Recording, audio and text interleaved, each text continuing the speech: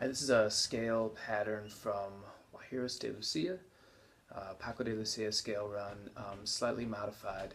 And just to go over what's written in here, can you keep those lights on actually? Thanks. Makes it easier to see some of the music in here. Turn the hall light. You still need the dining room light Oh, on? no, that's good. Okay.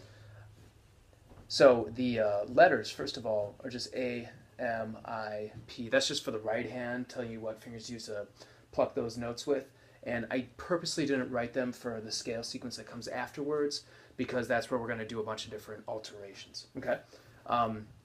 So the first part is with your thumb, you're on the 5th string, and then your A finger is simultaneously plucking that 9th fret of the 1st string.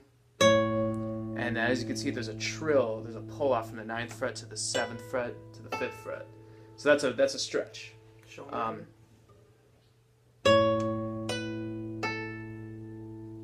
And then, so that's the first 3 notes. I'm using my 4th, 2nd, and 1st finger.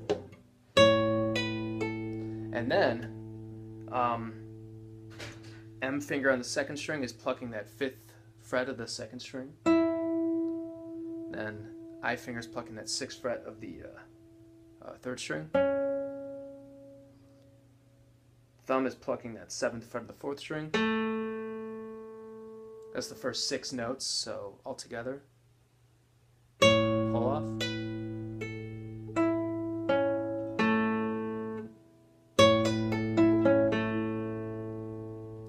And then we climb back up. So notice how I haven't moved my left hand too much. I'm keeping those fingers where they are. Come back up with the 3rd string, I finger, M finger on the 2nd string, A finger on the 1st string. Those are the first 9 notes. You can look at them in sets of 3. The first 3, the next 3, the next 3. And then you just have this one note, the 9th fret on the 2nd string that you pluck with your I finger. So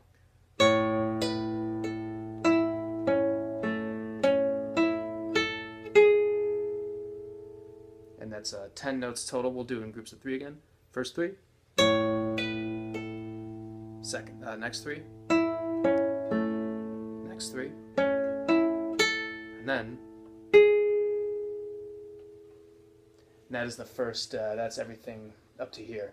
After that, it gets a lot more linear, I think, or at least not as scattered about. Okay. So, and this is where I wrote the note on the page: right hand alteration start.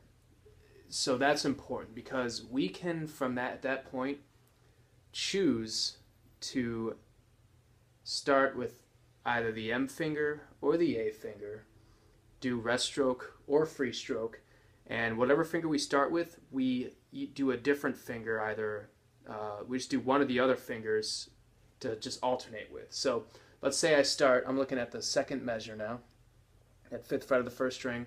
Let's say I start that note with my M finger as a rest stroke. Then I'm going to need to decide whether every other note will need to, I to decide whether every other note will be played with my I finger or my A finger. Okay? So you just have to plan that out beforehand. If it's my I finger, then that'll be like this.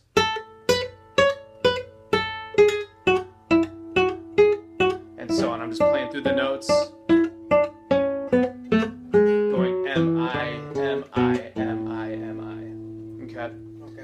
Now, if I'm going to start that same place, the 2nd measure.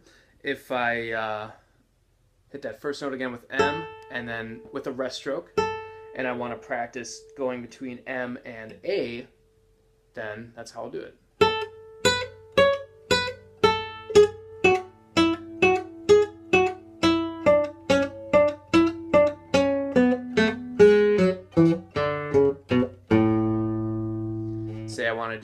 Say I want to start on M again on that note, same starting note, but I want to go to I all free stroke. It'll look like this.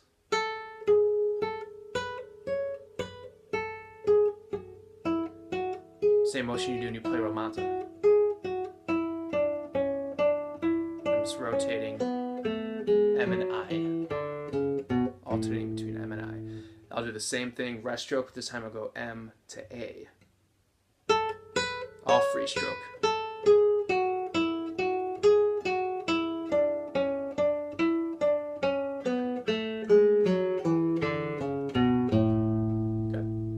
And you're not going to really use your thumb for any of that. This isn't a very thumb-intensive exercise. You just use it for the very first part. Now, let me talk about that line itself, and I'll break it up into little sections here. Okay.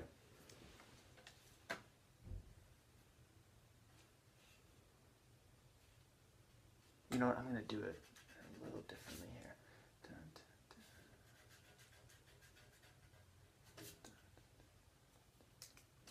Here we go.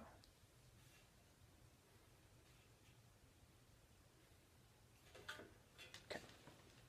Now, the way I wrote in those measures, it may look a little bit weird because I don't write a new measure for every time we change a string.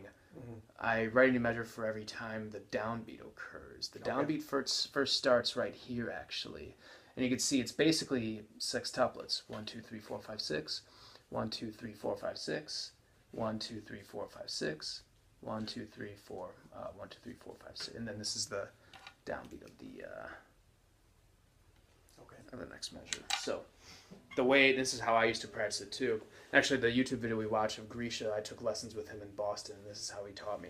Okay. So,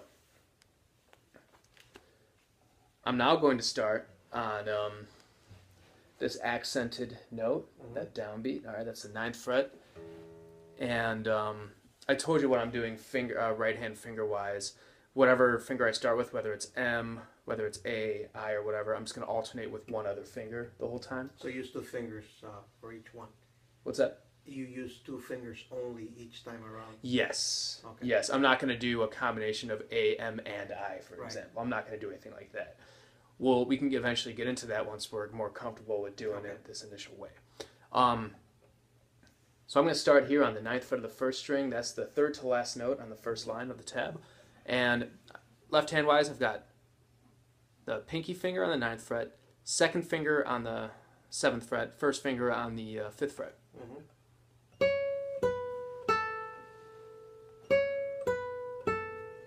And then on the next line, we have the same frets on the 2nd string, 9th, 7th, 5th, so I'm using the same fingers. Now I'm looking at the 2nd measure of the 2nd line. That's the 7th fret, 9th, 7th, 5th. And then I go to the 3rd string, 7th fret, 6th fret. So I'm going to play that 2nd measure of the 2nd line, starting on the 7th fret of the 2nd string. 7, 9, 7, 5, 3rd string, 7, 6. Now I'm looking at the last 4 notes of the 2nd line of the tab. Stay on the 3rd string, 7th fret, 9th fret, 7th fret, 6th fret. Now I'm going to the next line, first 2 notes, 4th string, 9th fret, 7th fret.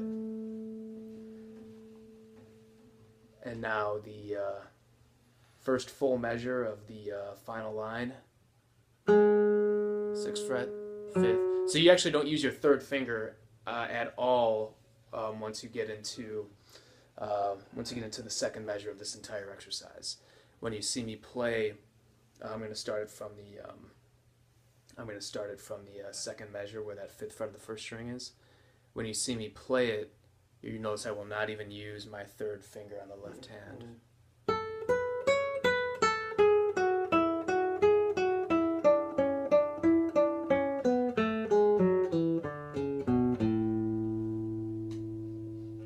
But it's a great scale exercise.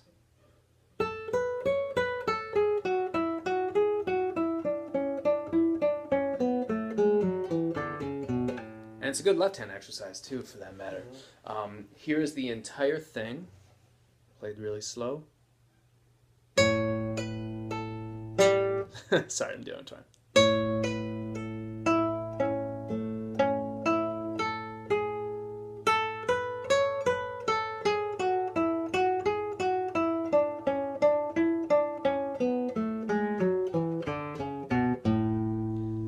Really quick thing with rest stroke. rest stroke is always going to be a little easier when you have some nail to work with, but you should still be able to get after it without. I mean, that's how bass players play, is without a nail doing a rest stroke motion. So what I always, rest stroke technique, let me get it good on the right hand here. Got my second finger right here, and I've got, a bit of a double curve in each knuckle. I kind of collapse it. That's a little much, but kind of collapse it into the string like this.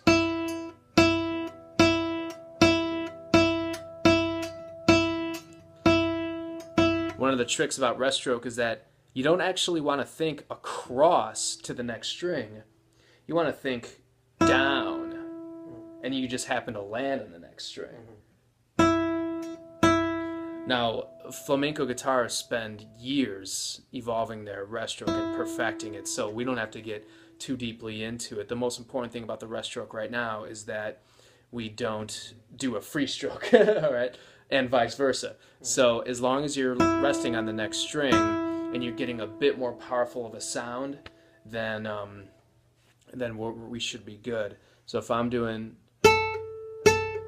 just going M-I, you could see the motion here.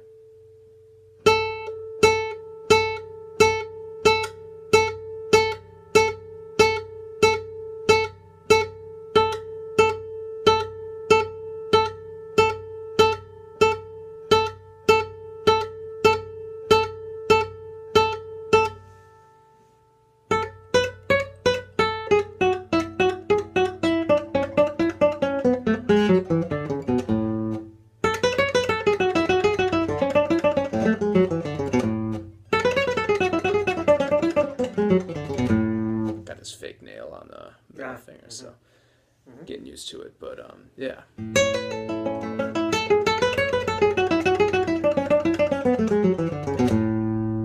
That's still about half as fast, not even half as fast as what we saw in the video, but yeah, I think that's enough for now. Just for getting that general exercise down, and then we can, in the lessons, evolve the rest stroke motion, evolve the finger combinations and stuff. But a great starting point for this is just getting the notes and the fingerings, of the left hand in check, and we can take it from there.